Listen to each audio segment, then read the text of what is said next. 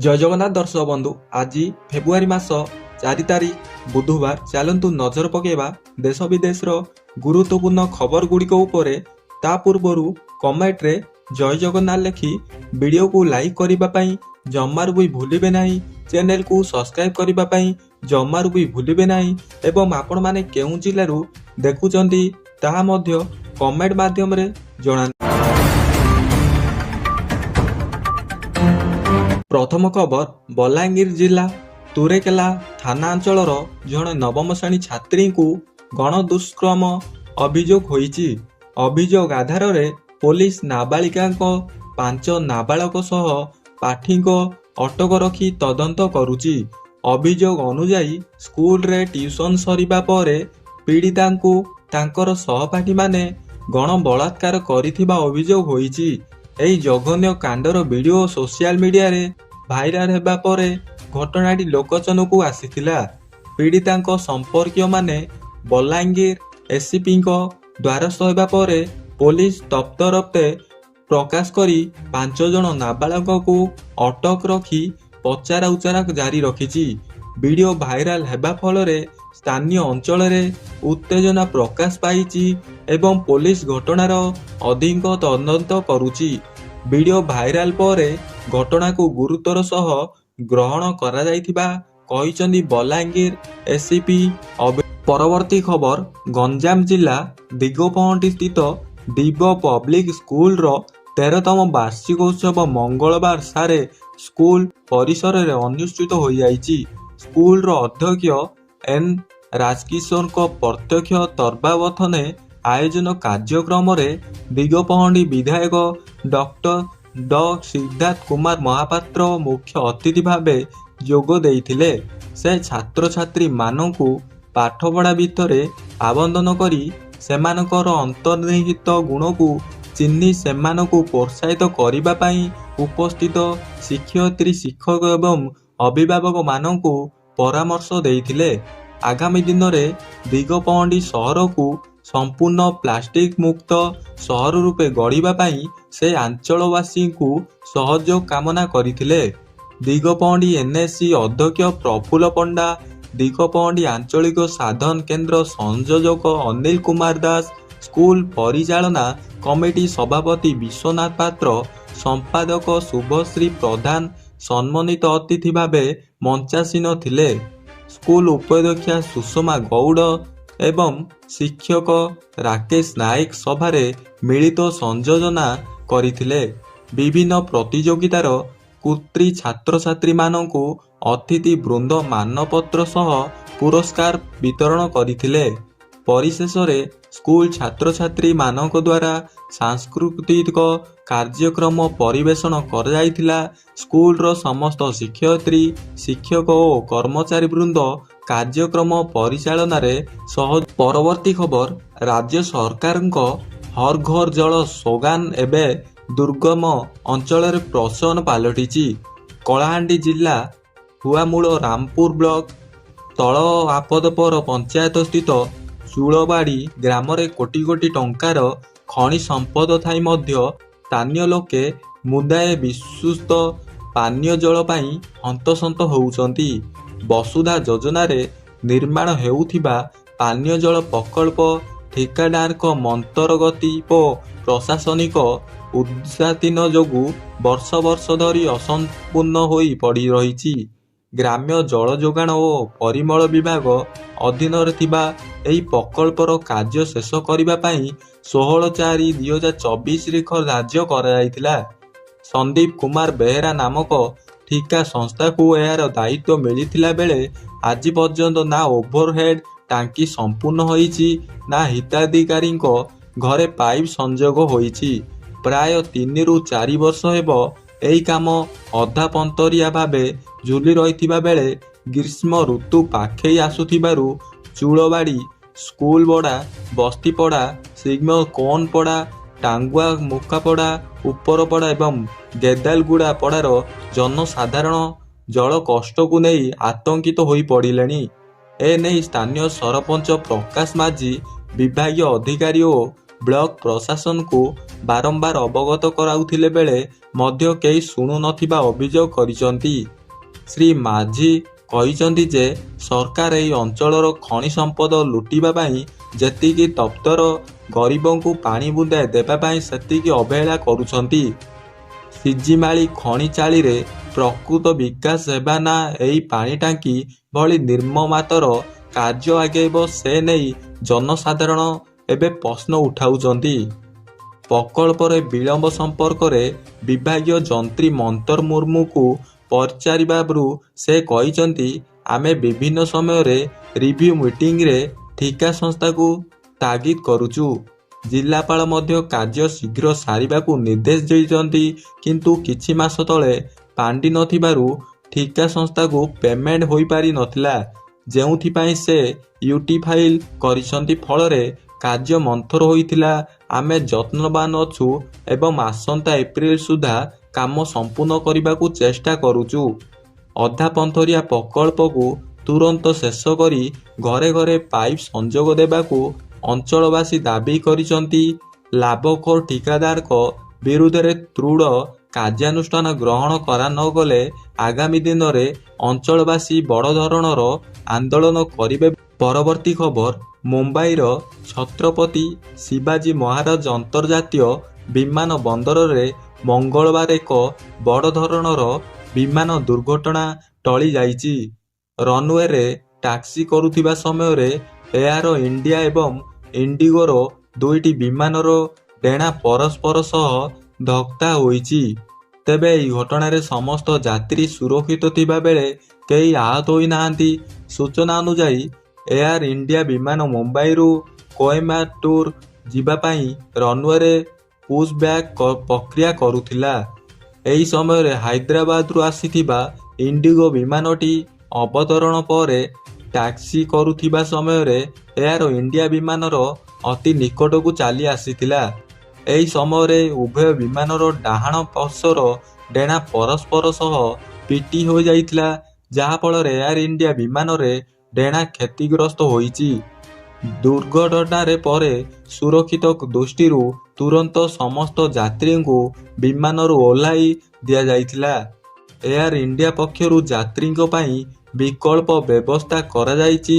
ବେସାମରିକ ବିମାନ ଚଳାଚଳ ନିର୍ଦ୍ଦେଶରେ ଅଧିକାରୀମାନେ ଘଟଣାସ୍ଥଳରେ ପହଞ୍ଚି ତଦନ୍ତ ଆରମ୍ଭ କରିଛନ୍ତି। ବର୍ତ୍ତମାନ ଉଭୟ ବିମାନକୁ ଗ୍ରାଉଣ୍ଡ କରାଯାଇ ଯାନ୍ତ୍ରିକ ପରବର୍ତ୍ତୀ ଖବର, ମହାରାଷ୍ଟ୍ରର ନାନ୍ଦେଡ ଜିଲ୍ଲାରେ 28 ବର୍ଷୀୟ ପାଣ୍ଡୁରଙ୍ଗ ରେଣ୍ଡମଙ୍ଗରେ ନାନ୍ଦେଡର କେରୁଲ ଗାଁରେ ଏକ ସେଲୁନ ଚଳାଇଥିଲେ। ପାଣ୍ଡୁରଙ୍ଗ ସ୍ପଷ୍ଟ ଥିଲା ସରପଞ୍ଚ ନିର୍ବାଚନ ଲଢ଼ିବା। ଜୁନ୍ 2026ରେ ହେବାକୁ ଥିବା ପଞ୍ଚାୟତ ନିର୍ବାଚନରେ ତାଙ୍କୁ ଏହି ସୁଯୋଗ ମିଳିବାକୁ ସ୍ଥିର ହୋଇଥିଲା, କିନ୍ତୁ ମହାରାଷ୍ଟ୍ର ସରକାରଙ୍କ ଏକ ନିୟମ ତାଙ୍କ ସ୍ୱପ୍ନକୁ ବାଧା ଦେଇଥିଲା। ଫଳରେ ସେ ଏକ ଭୟଙ୍କର ପଦକ୍ଷେପ ନେଇଥିଲେ। ଏକ କେନାଲକୁ ଝିଅଟିକୁ ଠେଲି ଦେଇଥିଲେ ଏବଂ ଘଟଣାସ୍ଥଳରୁ ପଳାଯାଇଥିଲେ।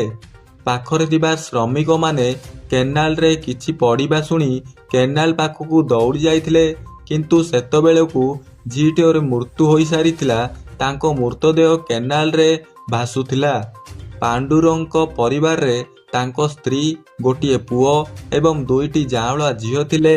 ତେଣୁ ନିୟମ ଅନୁଯାୟୀ ସେ ଏହି ପଦବୀ ପାଇଁ ଲଢ଼ି ପାରିବେ ନାହିଁ। ତେଣୁ ତାଙ୍କ ବନ୍ଧୁ ଗଣେଶ ସିନ୍ଧେଙ୍କ ସାହାଯ୍ୟରେ ସେ ଯାଆଁଳା ଝିଅଙ୍କ ମଧ୍ୟରୁ ଜଣକୁ ହଟାଇବା ପାଇଁ ଚେଷ୍ଟା କରିଥିଲେ। 6 ବର୍ଷର ପ୍ରାଚୀ ଯାଆଁଳା ସନ୍ତାନମାନଙ୍କ ମଧ୍ୟରୁ ବଡ଼ ଥିଲା। ଝିଅଟିକୁ ହତ୍ୟା କରି ଏବଂ ଏହି ଦୁର୍ଘଟଣା ବୋଲି ଦେଖାଇ ଦେଇଥିଲେ ପାଣ୍ଡୁରଙ୍ଗ। ତାଙ୍କ ଝିଅ ପ୍ରାଚୀଙ୍କୁ ଗାଁରୁ ତେଲେଙ୍ଗାନାର ନିଜାମାବାଦ ଜିଲ୍ଲାକୁ କିଛି କିଲୋମିଟର ଦୂରରେ ଏକ ସ୍ଥାନକୁ ବୁଲାଇବାକୁ ନେଇଗଲେ। ଏହି ସମୟରେ ସେଠାରେ ଥିବା ଏକ କେନାଲକୁ ଝିଅକୁ ଠେଲି ଦେଇଥିଲେ। ପାଖରେ ଥିବା ଶ୍ରମିକମାନେ କେନାଲରେ କିଛି ପଡ଼ିବା ଶୁଣି କେନାଲ ପାଖକୁ ଦୌଡ଼ି ଯାଇଥିଲେ, କିନ୍ତୁ ସେତେବେଳକୁ ଝିଅଟିର ମୃତ୍ୟୁ ହୋଇସାରିଥିଲା। ପୋଲିସ ପୂର୍ବରୁ ହତ୍ୟା ଦିଗକୁ ତଦନ୍ତ କରୁଥିଲା। ପ୍ରାଚୀଙ୍କ ବାପାଙ୍କୁ ତାଙ୍କ ଘରେ ପଚରାଉଚରା କରାଯାଉଛି। ପାଣ୍ଡୁରଙ୍ଗ ପ୍ରଥମେ ପୋଲିସକୁ ଦାବି କରିଥିଲେ ଯେ ତାଙ୍କ ଝିଅ ଏକ ସ୍ୱାସ୍ଥ୍ୟ କେନ୍ଦ୍ରରେ ଚିକିତ୍ସା କରାଯାଉଛି। ପରେ ସେ ଅପରାଧ ସ୍ୱୀକାର କରିଥିଲେ ଏବଂ ପୋଲିସକୁ କହିଥିଲେ ଯେ ସେ ତାଙ୍କ ଝିଅ। ପରବର୍ତ୍ତୀ ଖବର, ପାକିସ୍ତାନ କ୍ରିକେଟ ବୋର୍ଡକୁ ଚେତାବନୀ ଦେଲେ ICC। ଭାରତ ବିପକ୍ଷରେ ଫେବୃଆରୀ 15ରେ ହେବାକୁ ଥିବା ମ୍ୟାଚର ବୟକଟ୍ ସ୍ଥିତିରେ ତାଙ୍କୁ T20 ବିଶ୍ୱକପ୍ ସରକାରୀ ବ୍ରଡକାଷ୍ଟରୁ ଜିଓ ଷ୍ଟାର ପକ୍ଷରୁ ଆଇନଗତ କାର୍ଯ୍ୟାନୁଷ୍ଠାନର ସମ୍ମୁଖୀନ ହେବାକୁ ପଡ଼ିପାରେ। ମଙ୍ଗଳବାର PCBର ଏକ ସୂତ୍ରରୁ ଏହା ସୂଚନା ମିଳିଛି। ପାକିସ୍ତାନ ନିଜ ସରକାରଙ୍କ ନିର୍ଦ୍ଦେଶ କ୍ରମେ ଫେବୃଆରୀ 15 ତାରିଖରେ କଲମ୍ବୋରେ ଅନୁଷ୍ଠିତ ହେବାକୁ ଥିବା ଭାରତ ବିପକ୍ଷ ମ୍ୟାଚ୍ ବର୍ଜନ କରିବାକୁ ନିଷ୍ପତ୍ତି ନେଇଛି, କିନ୍ତୁ ଏପର୍ଯ୍ୟନ୍ତ ସେ ICCକୁ ଅଫିସିଆଲି ଭାବେ ଏହାର କାରଣ ବିଷୟରେ ସୂଚନା ଦେଇନାହାନ୍ତି। PTIର ରିପୋର୍ଟ ମୁତାବକ ICC ପାକିସ୍ତାନର ସମ୍ପୂର୍ଣ୍ଣ ବାର୍ଷିକ ରେଭିନ୍ୟୁ ସେୟାର ରାଶି ସ୍ଥଗିତ ରଖିପାରେ, ଯାହା ପାଖାପାଖି 35 ନିୟୁଟନ ଆମେରିକୀୟ ଡଲାର ଏବଂ ସେହି ପରିମାଣର ରାଶିରୁ ବ୍ରଡକାଷ୍ଟରର ଦେୟ ଦିଆଯାଇପାରେ ବୋଲି ଆହୁରି ମଧ୍ୟ। ପରବର୍ତ୍ତୀ ଖବର, ଲୋକସଭାର ବିରୋଧୀ ଦଳ ନେତା ରାହୁଲ ଗାନ୍ଧୀ ଭାରତ ଆମେରିକା ବାଣିଜ୍ୟ ଚୁକ୍ତି ଉପରେ ପ୍ରଧାନମନ୍ତ୍ରୀ ନରେନ୍ଦ୍ର ମୋଦିଙ୍କୁ ଟାର୍ଗେଟ କରିଛନ୍ତି। ଆଜି ସେ ଦାବି କରିଛନ୍ତି ଯେ ପ୍ରଧାନମନ୍ତ୍ରୀ ନରେନ୍ଦ୍ର ମୋଦିଙ୍କ ସହ ବୁଝାମଣା ହୋଇଛି, ଯାହା କାରଣରୁ ସେ ଆମେରିକା ସହିତ ବାଣିଜ୍ୟ ଚୁକ୍ତି ସ୍ୱାକ୍ଷର କରିଛନ୍ତି। ସେ ସଂସଦରେ ମଧ୍ୟ ଦାବି କରିଛନ୍ତି ଯେ ପ୍ରଧାନମନ୍ତ୍ରୀ ଏହି ଚୁକ୍ତି ମାଧ୍ୟମରେ ଦେଶକୁ ବିକ୍ରି କରିଦେଇଛନ୍ତି ଏବଂ ତାଙ୍କ ଛବି ଖରାପ ହୋଇଯିବ ବୋଲି ଭୟ କରୁଛନ୍ତି। କଂଗ୍ରେସ ସାଂସଦ ରାହୁଲ ଗାନ୍ଧୀ କହିଛନ୍ତି ଯେ କିଛି କାରଣରୁ ପ୍ରଧାନମନ୍ତ୍ରୀ ନରେନ୍ଦ୍ର ମୋଦି ସେହି ଚୁକ୍ତିରେ ସ୍ୱାକ୍ଷର କରିଛନ୍ତି। ପ୍ରଧାନମନ୍ତ୍ରୀ ମୋଦି ପ୍ରବଳ ଚାପରେ ଅଛନ୍ତି। ସେ ଭୟ କରୁଛନ୍ତି ଯେ ତାଙ୍କର ଛବି ଖରାପ ହୋଇପାରେ, ଯାହା ହଜାର ହଜାର କୋଟି ଟଙ୍କାର ଖର୍ଚ୍ଚ ସୃଷ୍ଟି ହୋଇପାରେ। ଗୁରୁତ୍ୱପୂର୍ଣ୍ଣ କଥା ହେଉଛି ଯେ ଭାରତ ପ୍ରଧାନମନ୍ତ୍ରୀଙ୍କ ସହ ବୁଝାମଣା ହୋଇଛି। 4 ମାସ ଧରି ଅଟକି ରହିଥିବା ବାଣିଜ୍ୟ ଚୁକ୍ତିରେ କୌଣସି ପରିବର୍ତ୍ତନ ହୋଇନାହିଁ ଏବଂ ଗତକାଲି ସନ୍ଧ୍ୟାରେ ଏହି ସ୍ୱାକ୍ଷରିତ ହୋଇଛି। ସେ ଦାବି କରିଛନ୍ତି ଯେ ଭାରତ ଲୋକମାନେ ଜାଣିବା ଉଚିତ ଯେ ପ୍ରଧାନମନ୍ତ୍ରୀଙ୍କ ସହ କିଏ ଏବଂ କିପରି ବୁଝାମଣା କରିଛି। ଏବଂ ଦେଖନ୍ତୁ, ଯଦି ବୁଝାମଣା କରିଛନ୍ତି, ସେ ଭୟ କରୁଛନ୍ତି ଯେ ତାଙ୍କର ଛବି ଖରାପ ହୋଇପାରେ ବୋଲି ଏବଂ ଏହି ଚୁକ୍ତିନାମାରେ ଆପଣଙ୍କ କଠିନ ପରିଶ୍ରମ ଏବଂ ରକ୍ତ ଏବଂ ଝାଳ ବିକ୍ରି କରିଛନ୍ତି। ସେ କେବଳ ଆପଣଙ୍କୁ ନୁହେଁ, ଦେଶକୁ ବିକ୍ରି କରିଛନ୍ତି। ରାହୁଲ ଗାନ୍ଧୀ ଦାବି କରିଛନ୍ତି ଯେ ସେ ତାଙ୍କୁ ଲୋକସଭାରେ ରାଷ୍ଟ୍ରପତିଙ୍କ ଅଭିଭାଷଣ ଉପରେ ଧନ୍ୟବାଦ ପ୍ରସ୍ତାବକୁ କହିବାକୁ ଅନୁମତି। ପରବର୍ତ୍ତୀ ଖବର, କୋରାପୁଟ ଜିଲ୍ଲା ପଟ୍ଟାଙ୍ଗୀ ବ୍ଲକ ଅଧୀନ କୋଟିଆ ପଞ୍ଚାୟତର ସୀମାନ୍ତବାସୀଙ୍କୁ ନେଇ ଓଡ଼ିଶା ଆନ୍ଧ୍ରପ୍ରଦେଶ ପକ୍ଷରୁ ବୈଠକ କରି ସଚେତନ କରାଯାଇଛି। ଏଥିରେ ଉକ୍ତ ପଞ୍ଚାୟତର ସୀମାନ୍ତବାସୀ ହଇରାଣ ହେଉଥିବା ଜଣାପଡ଼ିଛି। କୋଟିଆ ପଞ୍ଚାୟତର ସୀମାନ୍ତ ନେରିଡ ବାଲାସା ଗ୍ରାମର ଆନ୍ଦ୍ରା ପିଆଡା BDO ବିଭାଗ ପକ୍ଷରୁ ନିର୍ମିତ ସ୍ଥାୟୀ ଗୃହ ବାରଣ୍ଡାରେ ଲୋକଙ୍କୁ ମଙ୍ଗଳବାର ଏକତ୍ର କରାଯାଇଛି। ଆନ୍ଧ୍ର ପାର୍ବତୀପୁରମ୍ ମାନ୍ୟମ ଜିଲ୍ଲା ଅଧୀନ ସାଲୁର ବ୍ଲକରେ ଥିବା GCC ବିଭାଗର CH ରାମୋଲକୁ ସହ ଅନ୍ୟ କର୍ମଚାରୀ ସୀମାନ୍ତ ଗ୍ରାମରେ ପହଞ୍ଚି ଲୋକଙ୍କୁ ଉତ୍ପାଦିତ ବିରି, ଅଳସୀ ଆଦି ଶସ୍ୟକୁ ସୁଲଭ ମୂଲ୍ୟରେ ବିକ୍ରି କରି ରୋଜଗାରକ୍ଷମ ହେବା ନେଇ ବୁଝାଇଛନ୍ତି। ନିଜ ରାଜ୍ୟରେ ଥିବା ସରକାରୀ ଦରରେ ବିକ୍ରି କରିବାକୁ କହିଛନ୍ତି। କୋଟିଆ ପଞ୍ଚାୟତର ପ୍ରତି ଗ୍ରାମ ଏବଂ ପାହାଡ଼ରେ ପ୍ରଚୁର ପରିମାଣରେ ଥିବା ତେନ୍ତୁଳି ଗଛରୁ ତେନ୍ତୁଳି ଅମଳ କରି ଆନ୍ଧ୍ରର ଉକ୍ତ ସଂସ୍ଥାକୁ ବିକ୍ରି କରି ଲାଭବାନ ହୋଇପାରିବେ ବୋଲି କହିଛନ୍ତି। ଏହାକୁ ଦୃଷ୍ଟିରେ ରଖି ସୀମାନ୍ତବାସୀଙ୍କୁ ତେନ୍ତୁଳି କିଲୋ ପିଛା 36 ଟଙ୍କାରେ କିଣିବା ବ୍ୟବସ୍ଥାରେ ରହିଛି ବୋଲି ବୁଝାଇଛନ୍ତି। ସୀମାନ୍ତବାସୀ କୁଆଡ଼େ ଯିବା ଆବଶ୍ୟକ ନାହିଁ। ପ୍ରତି ସପ୍ତାହରେ ଲେରିଡ ବାଲାସା ଗ୍ରାମରେ ହେଉଥିବା ସାପ୍ତାହିକ ହାଟରୁ ଆମ ସଂସ୍ଥା କିଣିବ ବୋଲି ଆନ୍ଧ୍ରର ଉକ୍ତ ସଂସ୍ଥାର ଅଧିକାରୀ ସୀମାନ୍ତବାସୀଙ୍କୁ ବୁଝାଇ ଜଙ୍ଗଲ ଜାତୀୟ ଆମଦାନୀ ଫସଲକୁ ମଧ୍ୟ ସୁଲଭ ମୂଲ୍ୟରେ କିଣିବ ବୋଲି ପ୍ରତିଶ୍ରୁତି ଦେବା ସହ ଆନ୍ଧ୍ର ସରକାର ତୁମମାନଙ୍କ ସହ ସର୍ବଦା ରହିଛି ଓ ରହିଥିବ ବୋଲି ବୁଝାଇଛନ୍ତି। ପଟାଙ୍ଗୀ ବ୍ଲକ ପ୍ରଶାସନର ଜନସମ୍ପଦ ବୈଠକର 24 ଘଣ୍ଟା ପରେ ଆନ୍ଧ୍ରର ସରକାରୀ ସଂସ୍ଥାର ଅଧିକାରୀ କର୍ମଚାରୀ ଅନୁପ୍ରବେଶ କରି ସୀମାନ୍ତବାସୀଙ୍କୁ ସଚେତନ କରି ଫେରିଛନ୍ତି। ପଟାଙ୍ଗୀ ବ୍ଲକ ପ୍ରଶାସନ ପକ୍ଷରୁ ହୋଇଥିବା ଜନସମ୍ପର୍କ କାର୍ଯ୍ୟକ୍ରମକୁ ନେଇ କୋଟିଆ ସରପଞ୍ଚ ଲିଡ୍ ଗେମେଟ୍ କହିଛନ୍ତି, ପଞ୍ଚାୟତର ସୀମାନ୍ତ ଗ୍ରାମରେ ବ୍ଲକ ପ୍ରଶାସନ ପକ୍ଷରୁ ଜନସମ୍ପର୍କ ବୈଠକ କରି ସୀମାନ୍ତବାସୀଙ୍କୁ ସରକାରଙ୍କ କାର୍ଯ୍ୟକ୍ରମ ନେଇ ସଚେତନତା କରାଯାଉଛି, କିନ୍ତୁ ମୋତେ ଅବଗତ କରାଯାଉନାହିଁ ବୋଲି ସରପଞ୍ଚ ଗେମେଲ୍। ପରବର୍ତ୍ତୀ ଖବର, 4 ସାଂଗଠନିକ ଜିଲ୍ଲାରେ ବିଜେଡି ସୁପ୍ରିମୋ ନବୀନ ପଟ୍ଟନାୟକ 4 ଜଣ ନେତାଙ୍କୁ ନୂଆ ଦାୟିତ୍ୱ ଦେଇଛନ୍ତି। ଭଦ୍ରକ ଜିଲ୍ଲା ବିଜେଡି ସଭାପତି ଭାବେ ବିଧାୟକ ବ୍ୟୋମକେଶ ରାଉଙ୍କୁ ନିଯୁକ୍ତି ଦେଇଛନ୍ତି ସୁପ୍ରିମୋ। ପୂର୍ବରୁ ଜଗନ୍ନାଥ ସ୍ୱାଇଁ ଭଦ୍ରକ ଜିଲ୍ଲା ବିଜେଡି ସଭାପତି ଭାବେ ଦାୟିତ୍ୱ ତୁଲାଉଥିଲେ। 3 ଥରର ବିଧାୟକ ବ୍ୟୋମକେଶ ରାଓ ଗତ 2024 ସାଧାରଣ ନିର୍ବାଚନରେ ଚାନ୍ଦବାଲିରେ ରାଜ୍ୟ ବିଜେପି ସଭାପତି ମନମୋହନ ସାମଲଙ୍କୁ ନିର୍ବାଚନରେ ପରାସ୍ତ କରିଥିଲେ। ପୂର୍ବରୁ ଗଞ୍ଜାମ ଜିଲ୍ଲା ବିଜେଡି ସଭାପତି ଭାବେ ବିକ୍ରମ ପଣ୍ଡାଙ୍କୁ ଦାୟିତ୍ୱ ମିଳିଥିଲା, କିନ୍ତୁ ଏବେ ସେ ଜେଲରେ ଅଛନ୍ତି। କିନ୍ତୁ ସାଂଗଠନିକ କାର୍ଯ୍ୟକ୍ରମକୁ ଦୃଷ୍ଟିରେ ଗଞ୍ଜାମ ଜିଲ୍ଲାରେ 2 ଜଣ କାର୍ଯ୍ୟକାରୀ ଜିଲ୍ଲା ସଭାପତି ଭାବେ ନିଯୁକ୍ତି ମିଳିଛି। ସେମାନେ ହେଲେ ପୂର୍ଣ୍ଣଚନ୍ଦ୍ର ସ୍ୱାଇଁ ଓ ଭଗବାନ ଗନ୍ତାୟତ। ରାୟଗଡ଼ାରେ ପି ଗୌରୀଶଙ୍କରଙ୍କୁ କାର୍ଯ୍ୟକାରୀ ସଭାପତି ଓ ରାଇସେନ ମୁର୍ମୁଙ୍କୁ ମୟୂରଭଞ୍ଜ 2 ସାଂଗଠନିକ ଜିଲ୍ଲାର କାର୍ଯ୍ୟକାରୀ ସଭାପତି ଭାବେ ସୁପ୍ରିମୋ ନିଯୁକ୍ତି ଦେ। ପରବର୍ତ୍ତୀ ଖବର, ଅର୍ଥମନ୍ତ୍ରୀ ନିର୍ମଳା ସୀତାରମଣ ଫେବୃଆରୀ 1, 2026ରେ ବଜେଟ୍ ଉପସ୍ଥାପନ କରିଥିଲେ।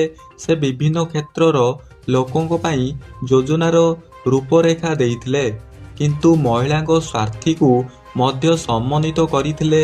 ଆଜି ମଧ୍ୟ ଦେଶର ଅନେକ ମହିଳା କାଠ ଜାଳି ମାଟି ଚୁଲିରେ ରୋଷେଇ କରୁଛନ୍ତି।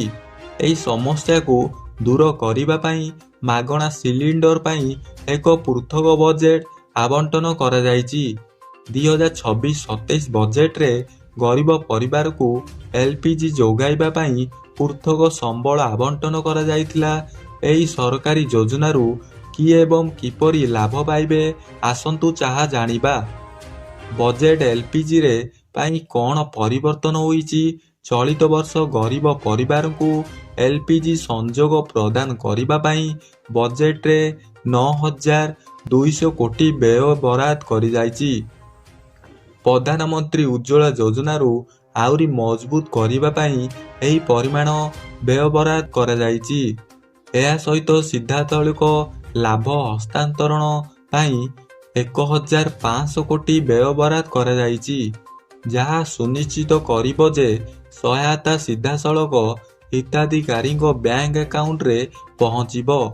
ସରକାର ନିଶ୍ଚିତ କରୁଛନ୍ତି ଯେ ଗରିବ ଅସହାୟ ମହିଳାମାନେ ଏଲ୍ପିଜି ସଂଯୋଗ ପାଇବା ପରେ କୌଣସି ଆର୍ଥିକ ପ୍ରତିବନ୍ଧକ ସମ୍ମୁଖୀନ ନ ହୁଅନ୍ତି। ଏହି ଯୋଜନାରେ ଜମା ମୁକ୍ତ ସଂଯୋଗ ପ୍ରଦାନ କରେ, ପ୍ରାରମ୍ଭିକ ମୂଲ୍ୟକୁ ପ୍ରାୟ ଶୂନ୍ୟକୁ ହ୍ରାସ କରେ। ଉଜ୍ଜ୍ୱଳା ଯୋଜନାର ଲାଭ କିପରି ପାଇବେ? ପ୍ରଧାନମନ୍ତ୍ରୀ ଉଜ୍ଜ୍ୱଳା ଯୋଜନାରେ ଅଧୀନରେ ଏପର୍ଯ୍ୟନ୍ତ 10.41 କୋଟିରୁ ଅଧିକ ପରିବାର ଏଲ୍ପିଜି ସଂଯୋଗ ପାଇସାରିଛନ୍ତି। ନୂତନ ବଜେଟ୍ ବ୍ୟବସ୍ଥାରେ ଅନୁସରଣ କରି ଏହି ସଂଖ୍ୟାକୁ ଆହୁରି ବୃଦ୍ଧି କରିବା ଲକ୍ଷ୍ୟ କରାଯାଇଛି। ଏହି ଯୋଜନା ଅଧୀନରେ ହିତାଧିକାରୀମାନେ କୌଣସି ପୂର୍ବ ଦେୟ ବିନା ସିଲିଣ୍ଡର, ରେଗୁଲେଟର, ପାଇପ୍, ଚୁଲା ଏବଂ ସଂସ୍ଥାପନ ଭଳି ଅତ୍ୟାବଶ୍ୟକ ସାମଗ୍ରୀ ପାଆନ୍ତି। ଅନେକ ରାଜ୍ୟରେ ପ୍ରଥମ ରିଫିଲ୍ ମଧ୍ୟ ମାଗଣା। ଏହା ବ୍ୟତୀତ ସିଲିଣ୍ଡର ରିଫିଲ୍ ମଧ୍ୟ ସବସିଡିଯୁକ୍ତ। ପ୍ରବନ୍ଧନ ଗ୍ୟାସ୍ ରିଫିଲ୍ ଖର୍ଚ୍ଚ ହ୍ରାସ କରେ। ଏହା ଗରିବ ପରିବାରଗୁଡ଼ିକୁ ସହଯୋଗରେ ଏଲ୍ପିଜି ସଂଯୋଗ କରିବାକୁ ଅନୁମତି ଦିଏ। ଆବେଦନ ପ୍ରକ୍ରିୟା କ'ଣ? ଯଦି ଆପଣ ଏକ ଘରେ ଏପର୍ଯ୍ୟନ୍ତ LPG ସଂଯୋଗ ନାହିଁ ଏବଂ ଆପଣ ଆର୍ଥିକ ଦୃଷ୍ଟିରୁ ଦୁର୍ବଳ ବର୍ଗର ଲୋକଙ୍କ ମଧ୍ୟରେ ପଡ଼ନ୍ତି, ତେବେ ଆପଣ ଏହି ଯୋଜନାର ଲାଭ ପାଇପାରିବେ। ଆପଣ ଉଜ୍ଜ୍ୱଳ ଯୋଜନାର ସରକାରୀ ୱେବସାଇଟରେ ଅନଲାଇନରେ ଆବେଦନ କରିପାରିବେ କିମ୍ବା ଏକ ଫର୍ମ ଦାଖଲ କରିବା ପାଇଁ ଆପଣଙ୍କର ନିକଟସ୍ଥ LPG ବିତରଣକୁ ଯାଇପାରିବେ। ଆପଣ ଆଧାର କାର୍ଡ, ଠିକଣା ପ୍ରମାଣପତ୍ର ଏବଂ ଏକ ଆବଶ୍ୟକୀୟ ଘୋଷଣାବଳୀ ଡକୁମେଣ୍ଟ ଆବଶ୍ୟକ। ସମ୍ପୂର୍ଣ୍ଣ ପ୍ରକ୍ରିୟାଟି ବହୁତ ସହଜ। ଆବେଦନ ପୂରଣ କରିବା ପରେ ଆପଣ